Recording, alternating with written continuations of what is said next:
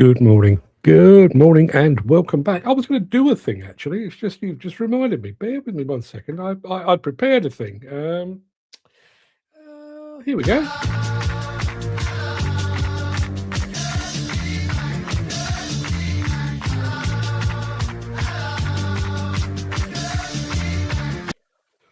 Yeah, I didn't think I'd ever be playing Gary Glitter on here, but yeah, good morning, everyone, and Happy New Year. Happy New Year to you, one and all. Going to say good morning and Happy New Year to Quinn Plant Hire over on Instagram, to Ricardo De Montis, to Offshore 2018, DB Music Maniac, JG Maguire, to Gary Muirhead, to Ken Hatcher, to Mark Whiting, to Dan Cullen, to Peter McKenna. Good Lord Almighty, we've got a packed house, and Chris Ford is here as well. Morning, everyone. I hope you had a good break. Did you have a good break? Let us know. Mine was thrown into turmoil, I would say. My mother-in-law's first Christmas and New Year without a husband, basically, didn't do well. So I was at my daughter's house on Christmas Day, and my mother-in-law was there as well. My mother-in-law came to our house on Boxing Day, and the day after, and the day after that, and the day after that. So all of my plans of sitting around and plotting and planning and all that out the bloody window. But yes, yeah. And Dan Cullen, it's a really good point. It is a very good point. Who knew last year, 2025, now a part of history?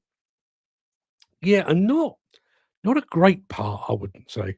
I'll come to that in just a moment. But let me just quickly rattle through those that are here. Gary Muirhead saying, good morning, everyone, and Happy New Year. Incidentally, yeah, I'm wearing a tie. Not for this show. I've got something going on afterwards, but I'm wearing a tie today. All part of the new look. It's probably not, actually. Gary says it doesn't feel like 2 weeks ago we were all here, blink, and it was all over. That's exactly how I felt. The alarm went off this morning, and I thought, is that really it? I mean, I'm glad to be back, because all I've done basically is act as chauffeur to my mother-in-law. But Ken Hatter is here, and yes, Ken, same here. It's -2 where I'm sat at the moment. Chris Ford is here saying, Happy New Year, fresh start to say the least. Yeah, I don't know what the temperature's like where you are, but Happy New Year to you. Happy New Year from Ken Hatcher. Good morning, says Dan Cullen. And Peter McKenna, for those of you that weren't paying attention to the WhatsApp group over the Christmas period, our friend Peter is currently back in hospital from Ward 23 of the Royal Preston Hospital. Peter, I sincerely hope they're taking good care of you and get well soon, my friend. Now, I would say take as long as you possibly can. Let them try and get you fully mended before rushing back into things. I always find that's a bit of an issue when you're working by yourself. Dan Carlton saying Happy New Year. Mark Whiting saying the same thing. Jim Turner is here as well. Morning, peeps. Happy. Oh, he actually says flappy new ears to everyone. I was one ahead of you on that. How's the weather, Gary? Nice and cold here. I was out for a walk early doors. -3, lovely. Do you know, I actually quite like the cold. I mean, I'd rather be in the warm. Not particularly hot, but I'd rather be in the warm. But I have to say, over the Christmas period, going out with the dog, hat, scarf, big coat on, love that. Love that. Love the feeling of a cold face and a warm body. Big fan of that. Yeah, not much more I can tell you. I mean, we can just quickly recap what's happened, and you may have to forgive me a little bit today. I've been on my laptop pretty much every day since I broke up, but I've not switched on the broadcast software the entire time I've been away. So if I am rusty, if I do press a few buttons wrong, try to find it in your heart to forgive me. Yeah, what happened over the over the Christmas period? Apparently, the Chinese military have started to disguise ballistic missile launchers as Zoomlion cranes. Turns out David Walliams is a wrong'un. We would never have guessed, obviously. And Donald Trump, you remember him.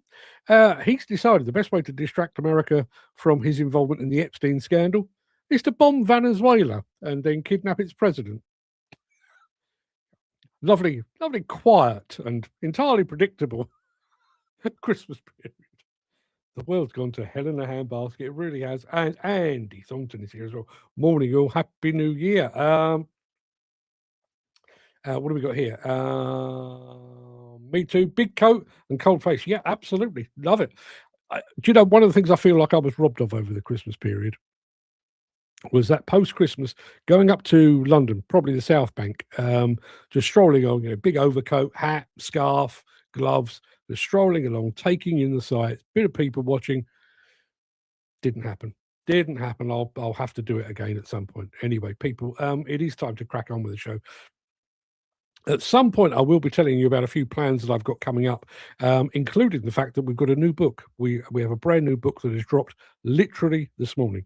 It's called In Defense of Demolition.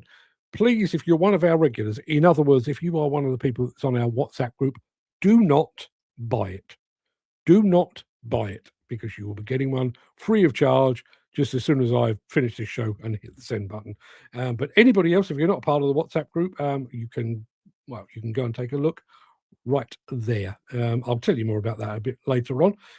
Dan saying it's going to be interesting 2026 with Trump and the Middle East and everything. Yeah, interesting is not necessarily the word I would use. And, is anybody buying it?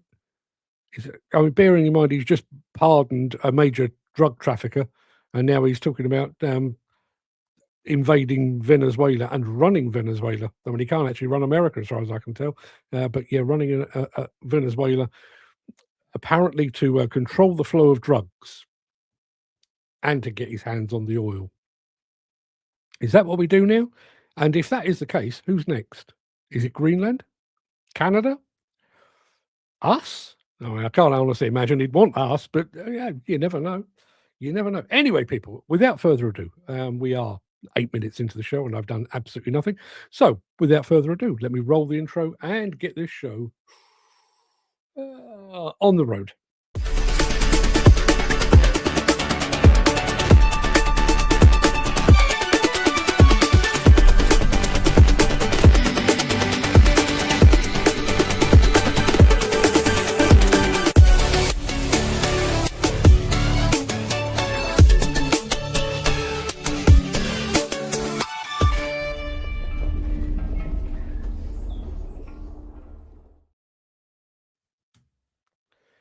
Sorry, something was going quite weird over on Instagram there, but it seems to have fixed itself. DFB Demoliciones.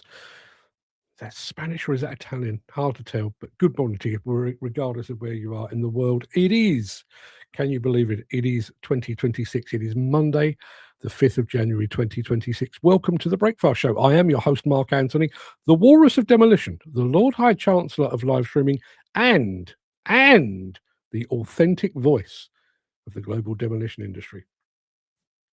On the basis that I'm the only one that talks up for the industry, particularly given the new book, I'm allowed to say that. In today's show, looking back at an awesome year for Priestly Demolition. It's a great film, this it really is. XCMG and the Chinese-style duck. You'll see what I did there in a moment. Caterpillar D90 Reborn and Click and Dig with Case. Yeah. Plus, in today's edition of Mark's Morning Monologue, all change or more of the same. It seems appropriate for this part of the year. We'll get to all of that in just a moment, but first we need a bit of this to get us in the mood. Caterpillar, do your thing.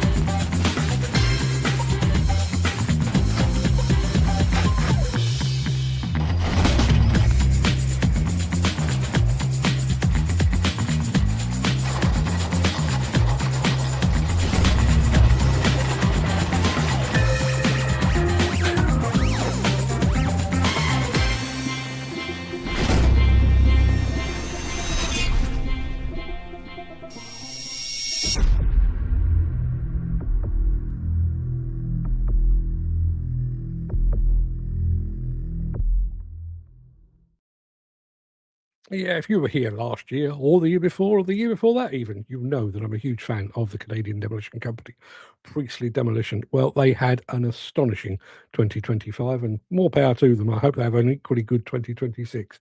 This is a 5-minute, 48-second recap of some of the best demolition you're likely to see in 2026, actually. Sit back and enjoy. Demolition isn't a job, it's a championship fight. The dust, the noise, the raw power. This is where teams are forged, where trust is earned, where every torn down wall and salvaged beam is a win on the board. This isn't for the faint of heart. This is for the ones built from grit, sweat, and unbreakable teamwork.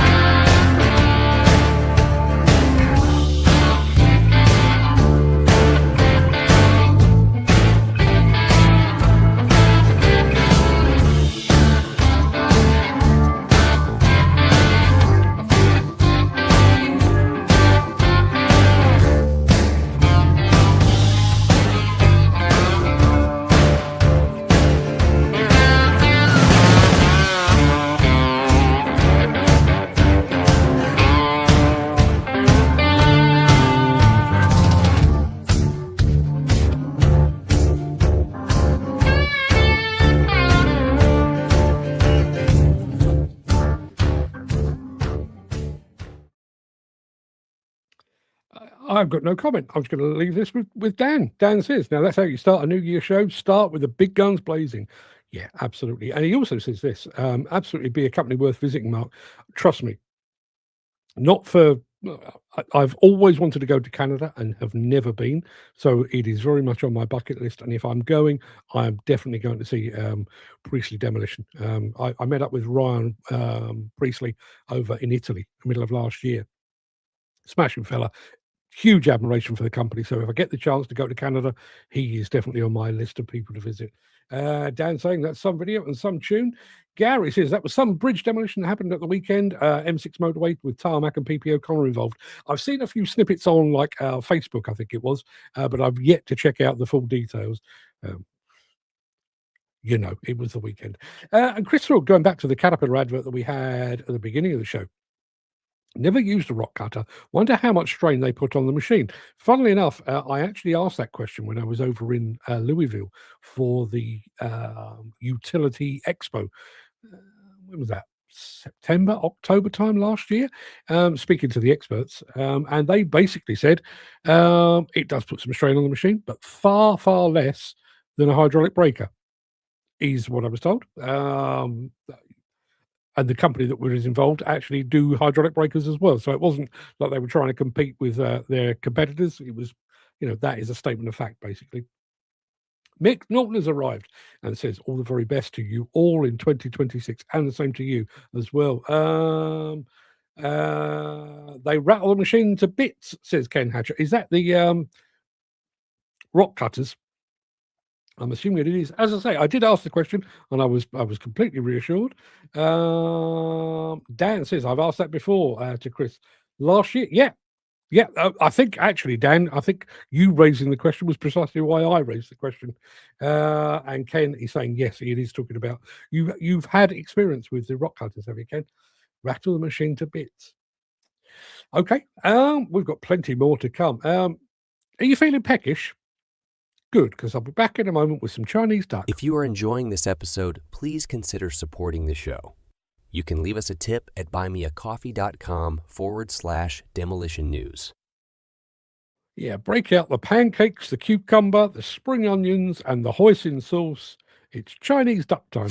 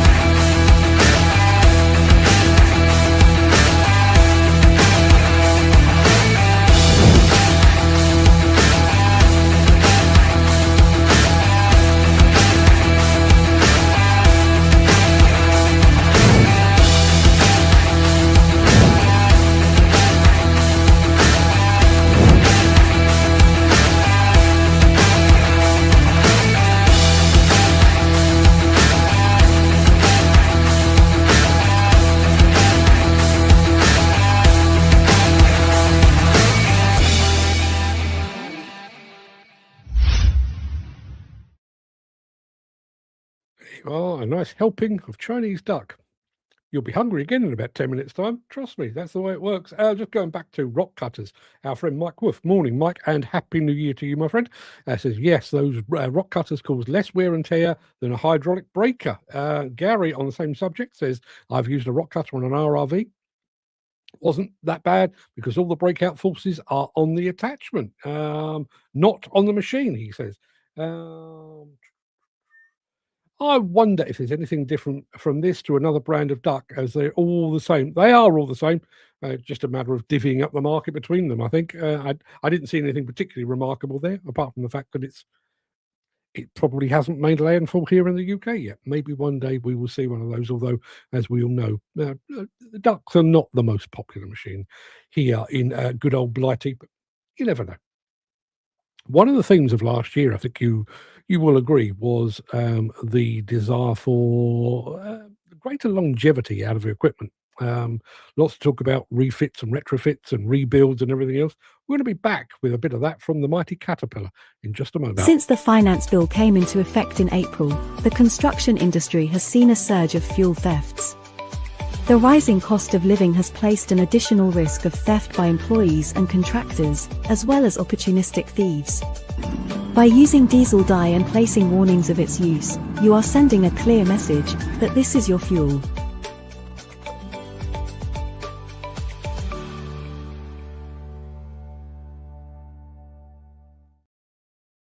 I've no idea how much a Cat D9T would actually cost. Pretty penny, I would imagine. So if you can extract a second or possibly even third life out of it, you probably want to. Take a look. I'm Andy Bucheski. I'm here to talk about the D9T CMR that we just completed at the Lexington branch.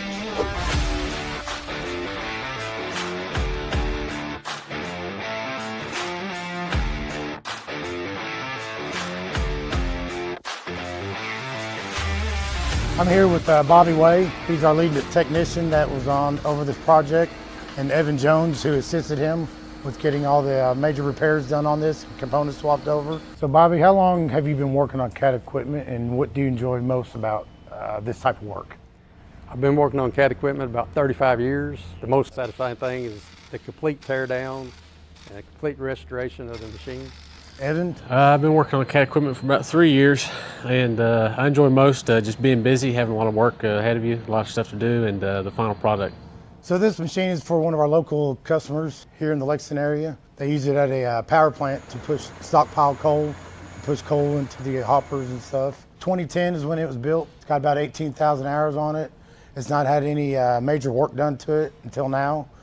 We've gone through and completely reconditioned, repaired everything, replaced from top to the bottom. Bobby, can you go into detail on what certified machine rebuild details? This certified here, which like most of them, we bring it in, completely strip it down to the bare frame. We send the frame over to the paint shop where he sandblasts it. Then it goes through the weld shop. But they recondition it, line bore any holes, check the welds on it, make sure there's nothing wrong with the welds. All the tin wear is completely sandblasted. All the components are stripped down, radiators disassembled. This machine here has all reman parts in it, reman engine, transmission, torque, final drives. It's got brand new hoses on it, brand new wiring on it, the lights, the cab is completely disassembled, painted, and then most components inside of it are put in new. Pretty extensive, just like a restoration of an old car. It's pretty much what it's like. And like the components that we didn't reman or anything, like the hydraulic control valves, do you go through and reseal all that and inspect everything? We disassemble it. Cat has a certain amount of parts that are required to be put in. All the valves are completely disassembled. You know, put new springs in them, new seals. That's pretty much it. Yeah. And Evan, you worked on the cab, didn't you? I worked on the Could cab. you give us some details on the process of that and everything that was done to it? The cab was completely tore down. It's actually in two pieces, and we sent the top and bottom piece over to the paint booth and then to the weld shop, and they work on it there, and then it gets painted. Then it comes back over here, and we put new wiring harnesses on it. All the metal pieces that are inside the cab get sanded and painted. All the plastic trim pieces and air duct pieces inside the cab are bought new. Everything in the cab is new. Joysticks, steering control, all that is built. Foot pedals, the foot controls are rebuilt, repainted. So the inside of the cab, by the end of it, should be just like you're sitting in a new one, brand new. My customer decided to do this rebuild on this machine, and the advantages of doing a rebuild on this size of machine is it was about 60% of new minus the blade. That was a big factor. They didn't have to buy a whole brand new machine. They saved about half the money almost, and they was able to get a brand new machine. It's got a new serial number. All the clocks for the components on there turn back to zero. They're all remanned, brand new. The whole machine basically is brand new. This particular machine's gonna have a extended warranty on it, and not just your typical 1-year warranty. I think this one's got the 60-month, 10,000 hour warranty on it. So we're very excited here at Boyd Cat to deliver this machine to our customer next week to get it back to working. I know the customers, as we've been sending them updates and pictures of it, they're very excited. They've been coming up to see it, but they're very excited to get back on site and put it back to work. This machine will last him another 15 to 20 years.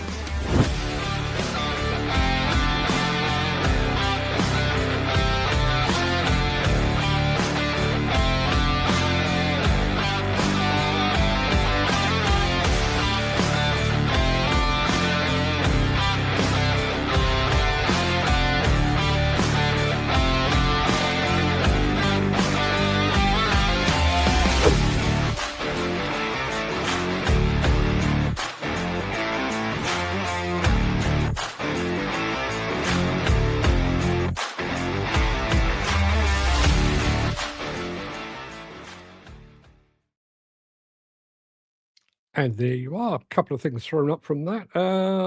Let's have a look. Well, I'll deal with this one first because Gary said, I wonder if this is the year that JCB will bring out the X Series duck. Feels like it's overdue, doesn't it? Also wonder if this is the year we get to see the 50-tonner, which we brought you very, very brief details of from, I can't remember the name of the Indian exhibition, but there is a 50-ton JCB out there in the wild now. I wonder how long till we actually get to see one here. On the same subject of rebuilds, Hodge Plant in Scotland just overhauled a D9 of their own. It's got 29,500 hours on it, and it's still going strong. You get what you pay for with a cat dozer, don't you? You really do. Dan says, going to get a cuppas, nothing happening yet. Still looking. That is an absolute beauty, and the colour is phenomenal. Wow. And the hours on it too. Absolutely. I actually wonder how much it costs to rebuild. Less than buying a new one would be my guess. That's the best I've got I can offer you. It's funny how they give it a new serial number and not keep the original one. I'm sure there is a perfectly good reason for that, but I don't know what that is. I bet you do that here. It costs as much as the new one in the UK. Is that right? Is it as much as a new one? In which case, why would you bother? I'm kind of asking out loud. Unless you were doing it, out of pure determination to help save the planet, I would have thought it would be less. But I don't know. I don't know the answer to that. Anyway, keep talking amongst yourselves because I've got more to show you. In actual fact, I've got something very new to show you right now, as it happens. I've already mentioned the fact that we've started the new year with a brand new ebook publication. It's called In Defense of Demolition. If you are part of our WhatsApp group, fear not, you will receive a copy today, free of charge. But for everybody else, here's a very quick sneak peek at what it looks like.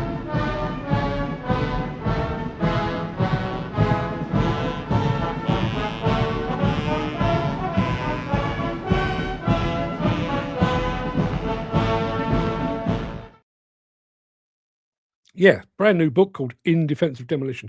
Basically, how do I explain it? So for the last 2 or 3 years, there's been a lot of talk about the embodied carbon within buildings, and there's this mindset of retrofit first and all that kind of thing, which is threatening the very survival of demolition. And the demolition industry itself has basically sat on its hands, sucked on its thumb, stuck its thumb up its arse, and done nothing to defend itself. And I've watched from the sidelines, and I finally thought, well, if you're not going to defend the industry, then I bloody will. So I sat down and I wrote it. Wrote it back in October, actually, but never got it finished. Got it finished over Christmas. It's now out and about. If you are part of our WhatsApp group, do not hit the buy button. I will put the link back in the chat here, assuming I can do that. Yes, I can do that. It's in the chat, but do not buy it. Do not buy it. Do not buy it, because if you're part of our WhatsApp group, I'll send you a copy immediately after the show.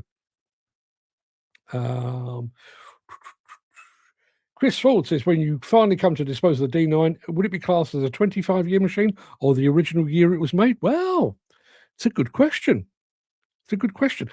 I mean, I would ask the same of the singer, Cher. Cher, you know, I mean, I guess she's probably 70 if she's a day, but there's bits of her that are younger than me.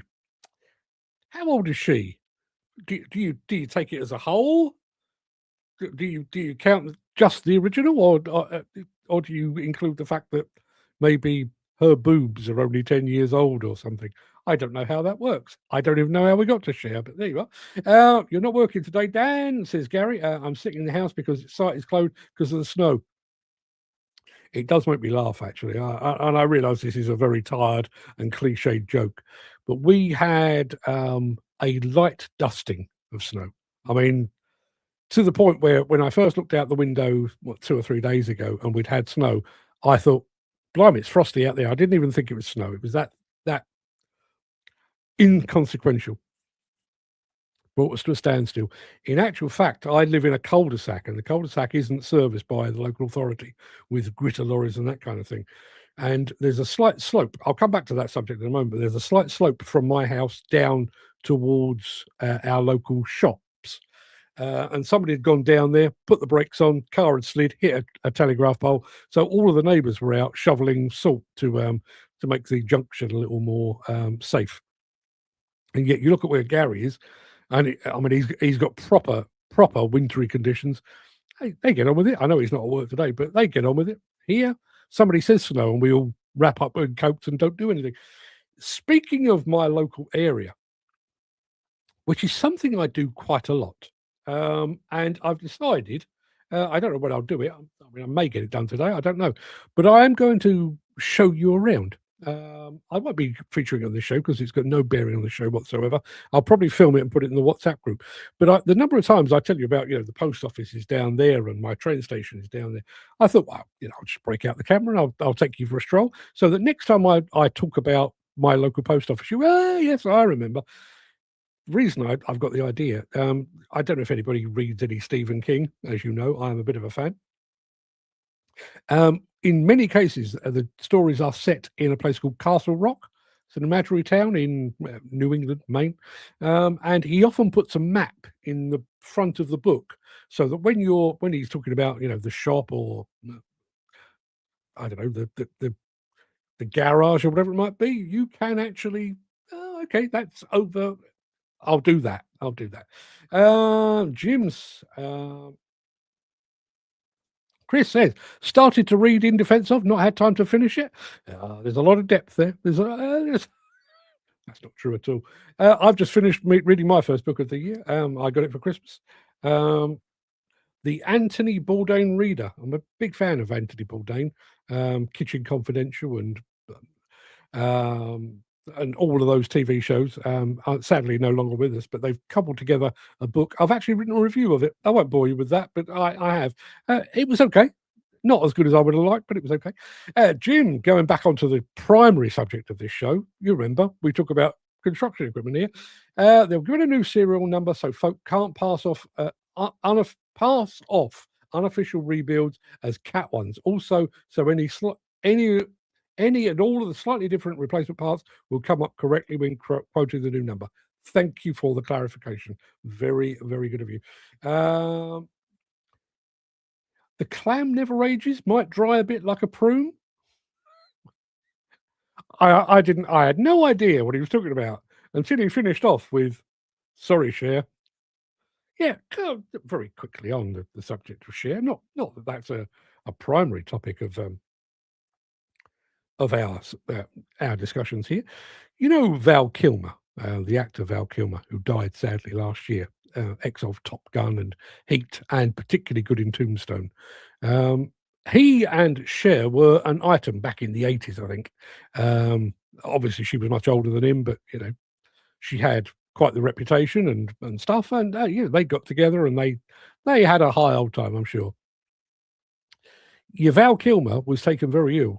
I think he ended up with throat cancer or something like that, and was taken very ill, particularly during COVID. Cher moved him into her house to take care of him. They'd not been an item in years, but that's a thing. What happened? Dan says, no, Gary, I'm currently looking at the moment, pal, and it's very quiet at the moment. I was astonished, actually, this year. I mean, I expect my emails to go quiet over the Christmas period, although bizarrely, we had more than 200 people looking at demolition news on Christmas Day, which I find absolutely bizarre. But one of the things that I did notice this year was up until this morning, my emails were down probably 90%. I mean, I've literally been getting 5, 6, maybe 10 emails since the 1st of January.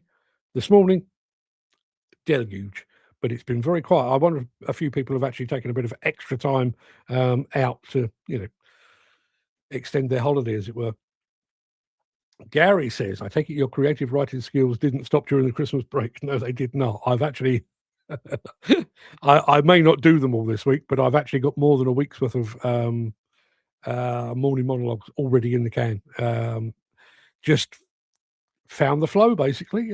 Sat here, my mother-in-law being here, we were fairly limited what we were putting on the TV. So while she was watching some old tripe, I was sat there beating the keyboard. And yeah, I've come up with some stuff. You're about to hear one of them. And Andy Thornton says, can't get the link to work. That's very strange. That is very strange. Andy, I'm more than happy to send it to you after the show if you'd prefer. But don't buy it. Don't buy it. I'll send you a copy. It's not a big deal. I think we've got one more quick interlude. No, we haven't. I've already done that. We've got one more video, and then it'll be morning monologue time. We're talking Case. Click and Dig. I've no idea. I'll watch it with you.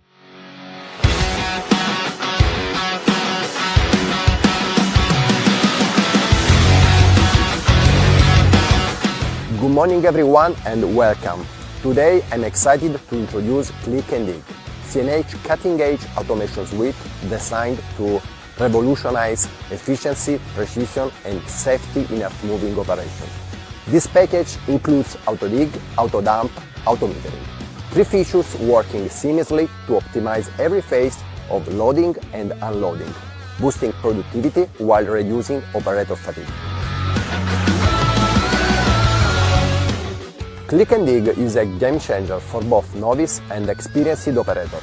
For those still learning, it provides guidance and consistency, making operations smoother and safer. But even for the most skilled professionals, this system reduces fatigue and ensures repeatability over time. Instead of manually controlling every step, operators can rely on automation to maintain peak performance throughout the entire shift, helping them stay sharp and focused.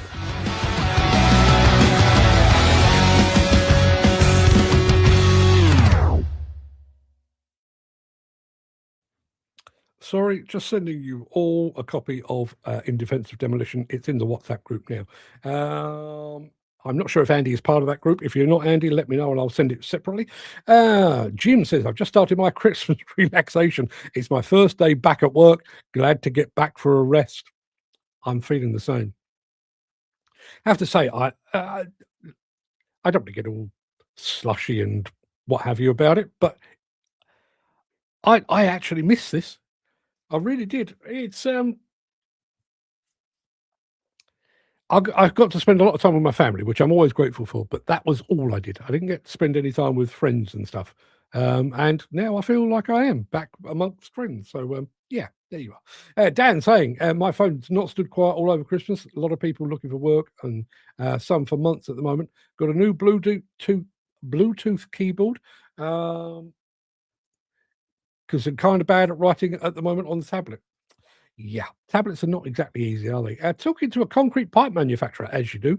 They're quiet at the moment, says Chris, but expected to move 50 loads a day in March, which must be good news for someone as it means jobs are starting. But that's a long way off, isn't it? It's a long way off. March, we've got to get through a good couple of months. Although come March, I will be in Las Vegas with Ken Hatcher. We're not in the biblical sense. We just have to be going at the same time at the same place. Andy says he's not part of that group. Don't worry, Andy. I will hook you up nonetheless. I was using a Volvo loading shovel on site, and it had stick steer, and it was amazing to use. Bit funny at first, but really good. Do you know the thing? I drove a They called it a stick steer, didn't they? Caterpillar. I drove a 966 skid steer about 1,000 years ago. And one of the things that I found strangest was there's nothing to hang on to. Bearing in mind it's an articulated wheel loader, so when you turn, there is a bit of movement in the seat. And when you're only holding a knob rather than a steering wheel, I found that quite disconcerting. I don't operate machines hardly at all, but I did find that very, very strange. Diane says, I do wonder what 2026 will do for projects this year. Some big projects to start, but no start date. Yeah, that's the worry. That is the worry. And you know, we all know, we've all been in this business for long enough, but we all know that, you know, middle of November, we start to wind down, and usually it's the first week in January, the first full week in January, which is now, that things begin to start. I wonder if that's the case this year. I felt like the wind down started early last year, and I'm not entirely convinced that the wind back up again is ready quite yet. Love to hear your thoughts on that. Andy Darvell, morning. I finished work for the day already, on site in Islington at 5 a.m. Put a 70-ton crane on a low loader, then back out. Happy days, home for 7:10. Lovely jubbly. Fair play to you. Bet it was chilly at 5 o'clock this morning. Bet it was freezing cold at 5 o'clock this morning. But Happy New Year to you, Andy, and good of you to be here. It may be a long way off, but if the weather gets worse, we'll spend most of it in front of a fire. Yeah, absolutely right.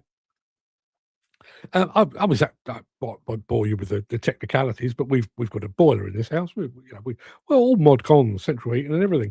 Got quite cold over the festive period. So I reached into the cupboard, turned it up. Doesn't appear to have made any difference at all. A couple of days, and I literally sat there. I mean, my wife was sat there. She's always bloody cold anyway, but literally sat there with the blanket on her lap like an old granny, complaining about the cold. I thought there's something gone wrong with the boiler. Turns out I'd actually turned up the hot water to basically nuclear temperatures, and the heating itself was still set to kind of summer temperatures. So we're all sat there with our teeth chattering because I can't drive a boiler. Yeah. Kensington and Chelsea getting a big redevelopment too. Regeneration project, apparently, according to Dan. Lots of regen going on. Which is, again, another reason why I've decided to write the book in defense of demolition. Chris Ford says, when I first started in the game, I was doing roads and sewers, flat out between March and November, then bugger all. Yeah. Gary Muirhead says, we've got a new prison being built in Glasgow just now. Surely Glasgow has no criminals, does it? Surely. Okay. I was reading up on it yesterday. Say it was going to start off at £100 million project. It's now going to be a £1 billion. That's quite a big difference. Are they gold cells or something? £1 billion for a prison? Criminals of Scotland, behave yourselves and save your country money. There you are. Morning monologue time. Yes, that's about it for the main part of this morning show. I'm going to roll the outro in just a second before leaping gazelle-like over into my morning monologue for the first time this year. If you can't stick around for that, please stay safe, look after yourself, your family, your friends, and your colleagues. I hope to see you again very soon. I'll be back tomorrow, so if you can join us then, that would be fantastic. But if you have the time and the inclination, I will be back immediately after this.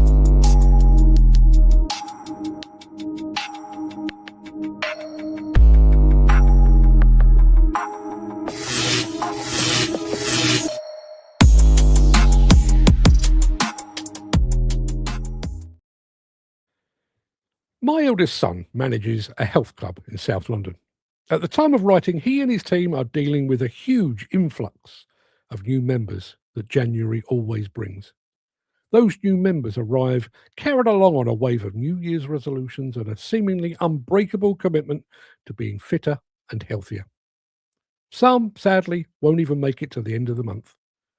Most new health enthusiasts drop out within the first few weeks, and as many as 80% will fall off the bandwagon or the treadmill within the first 5 months. So much for the new year, new me promises that they've plastered across social media. The demolition and construction sector, frankly, is no better.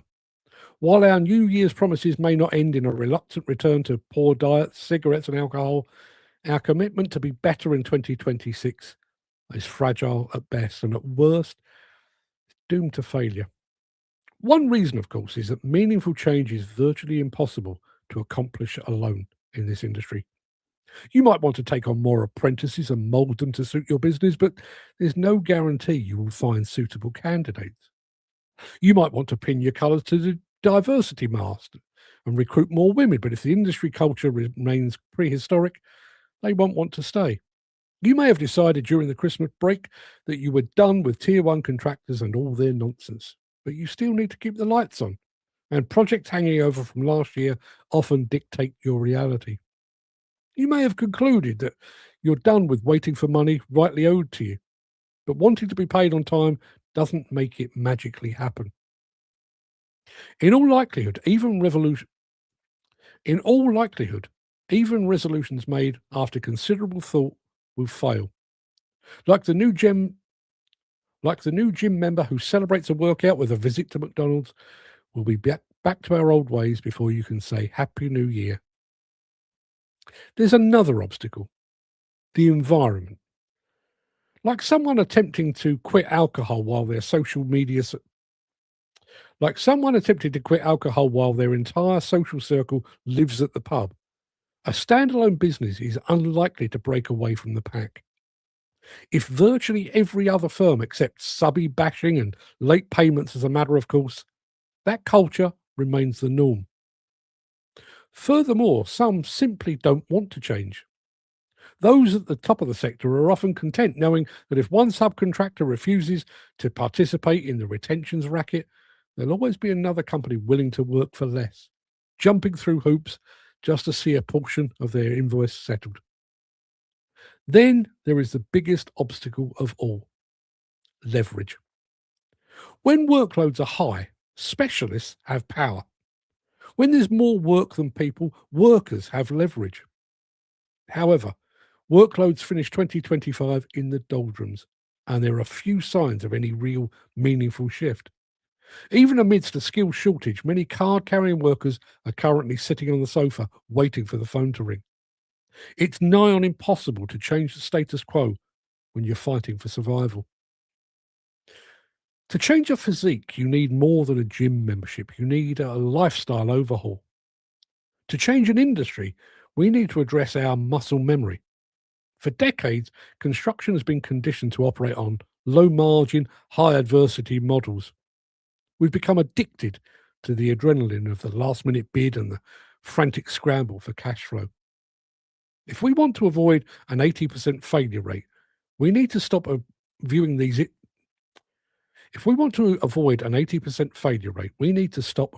issues as individual failures and see them as systemic health problems. A subcontractor trying to implement fair play in a vacuum is like a man trying to lose weight. A subcontractor trying to implement fair pay in a vacuum is like a man trying to lose weight while his housemates fill the fridge with cake. To see a different industry by December 2026, we need training partners. That means trade bodies and federations actually growing some teeth and a collective refusal to accept unfair conditions. If the industry truly wants to get fit, it needs to stop looking for metaphorical slimming pills of a single government grant or a one-off diversity seminar. We need to build core strength by diversifying client bases so we aren't beholden to Tier 1 giants who treat payment terms as suggestions. We also need to acknowledge that the economy is the ultimate personal trainer, and right now, it's a drill sergeant. With interest rates still biting, the temptation to cheat is immense. When a project offers terrible terms but guaranteed work, most will take it. We tell ourselves it's just one more time, much like a gym goer promising this pizza will be their last cheat meal. But those cheat meals keep the industry bloated and inefficient. Every time a contractor accepts an unfair retention clause, they validate the system. Every time a firm hires an apprentice without a long-term plan, they contribute to the skills gap. The people who transform their bodies aren't those who spend 5 hours in the gym on January the 2nd, never to return. They're the ones who show up for 30 minutes, 3 times a week, every week of the year. The construction industry doesn't need a radical revolution that burns out by Valentine's Day. It needs a disciplined commitment to marginal gains throughout the year. As my son prepares for the January rush, he knows the gym will be quiet again by March. Let's not let the construction sector be the guy who buys expensive trainers only to leave them gathering dust. We have the tools to be leaner, a more professional industry. The question is, do we have the discipline to keep going when the initial excitement fades and the reality of a cold, quiet February sets in? And if we're still talking about the retentions racket next Christmas, we'll know we failed. But if we could hold our nerve and demand better, 2026 might actually be the year we finally get the industry into shape. But I will not hold my breath. I will go over to the chat in just a moment. Sorry, just had a notification in from, I've got a doctor's appointment this afternoon, just had a notification on that. Yeah, I will be telling you, I've got a couple of, they're not resolutions, but a couple of things that I want to do. And I want you to basically hold me accountable. We're currently sat at just over 2,800 subscribers over on our Demolition Insider. I'd love to get that to 3,000. If you haven't subscribed already, doesn't necessarily cost you anything. You can pay if you want. Doesn't necessarily cost you anything. I'd love to get that to 3,000. That's one of my commitments. I will be telling you more about our plans for the new year so that you can all keep us on track. Let's have a look. Andy Dovell says, I'm now up at the stables helping my missus get muck the horses out. Then I'll be home and get the log burner on to warm the cockles. Ah, yes. Nothing like a set of warm cockles, I always say. Gary says, have you heard anything more from the Didcot investigation update that we were told was imminent before the holiday? No. No, funnily enough, I know Construction News, I think it was, ran a piece about it. So just to recap on that very quickly. Thames Valley Police sent out a letter to a bunch of people that had been questioned as witnesses on the whole Didcot thing. Maybe 3 weeks before Christmas, and a few people sent me a copy of that letter, which is obviously where I got it from. In that statement, they actually said, we're sending you this ahead of time, just to let you know we will be informing the media of the same thing. So what I told you just before Christmas is still the case. But I know they then sent out a press release, which is what Construction News then published, I think, over the Christmas period. Didn't add anything new. It didn't tell you anything we didn't already know. I have actually started work on my 10th anniversary piece for Didcot, because that will be the 10th anniversary on the 23rd of February. Still best part of 2 months away, but you know, it is an important part of the year. So no, the long and short of that, Gary, no further update apart from the fact that the police, as they promised to do, they've issued a press statement to go along with their witness statement as well. But I will be keeping my finger on that. I'm hoping against hope that something may happen to coincide with the 10th anniversary, but I'm not entirely convinced. Chris Ford says, horses, a bankruptcy starter kit, dangerous at both ends and uncomfortable in the middle. I'm terrified of horses. I'm absolutely terrified of horses, because there's nowhere safe to stand, is there? You stand around the back and they'll kick your head in. You stand around the front. The teeth are of a concern to me, but it's the fact that they can flex their lips. And I'm, you know, in my darker bits of sleep, you know, my REM sleep, when I'm deep in dream state, I've often thought about a horse grabbing you with its lips and then dragging you in so that its teeth can do their work. I probably need a hobby, because worrying about the dangers of horses when I'm nowhere near any of them is a slight concern to me. But there you are. So yeah, there we are, people. We're back. Feels like only a day or two since we said we were shutting up shop for 2025, and here we are. We're active in 2026. I do have a doctor's appointment to get to, so I'm not going to hang around too long today. I also need to get a few copies of these In Defense of Demolition books out to a few people, including Andy Thornton. So yeah, Andy says, okay, so you don't like horses. No need for the long face. Well done. Jim says, spot on, Chris. The missus has 3 of the fuckers. Luckily, she's lent one out. Hopefully, they'll want to buy her. Always thought that owning a horse must be quite nice, but they're a lot of work and a lot of danger. You wouldn't have a pet shark, would you?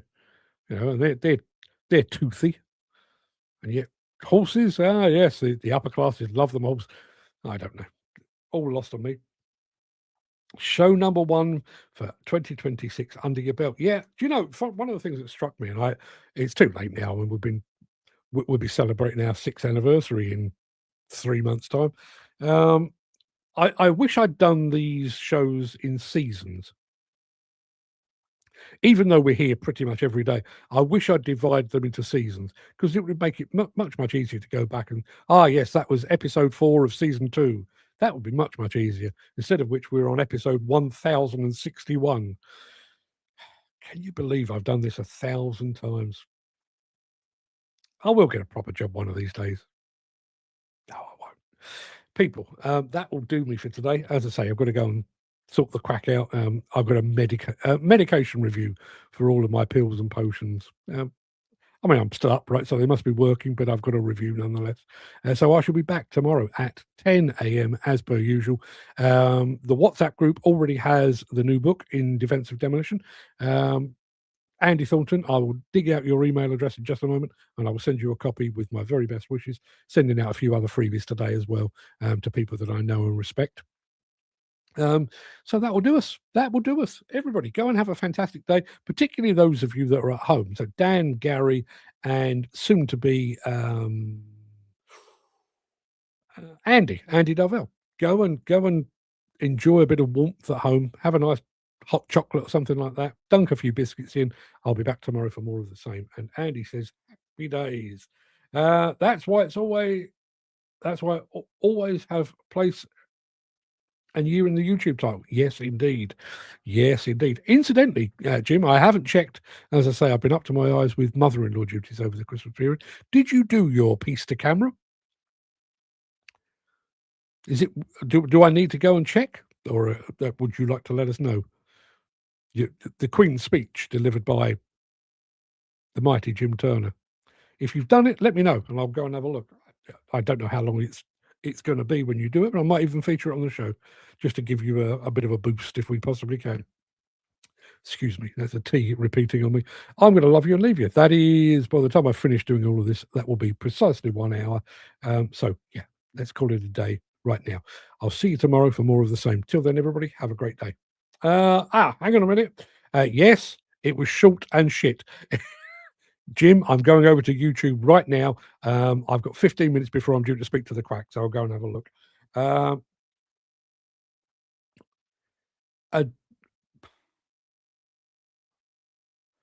Adrenochrome herds being culled again on Earth Monkey Blood Ranch.